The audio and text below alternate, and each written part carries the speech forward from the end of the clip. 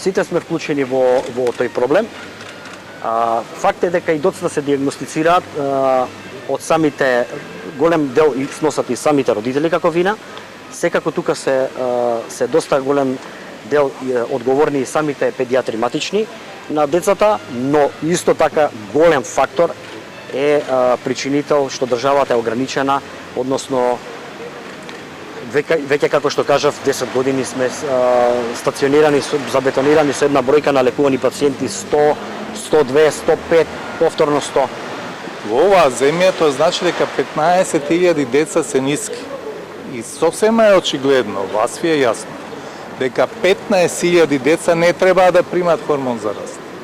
Оние кои треба да примат хормон за раст се деца кои се болни. Нискиот раст не е болест, таа е состојба. Меѓу нас овде имаме високи и ниски, сите сме нормални. У суштина, ако сакате, ние лечиме џуџест раст.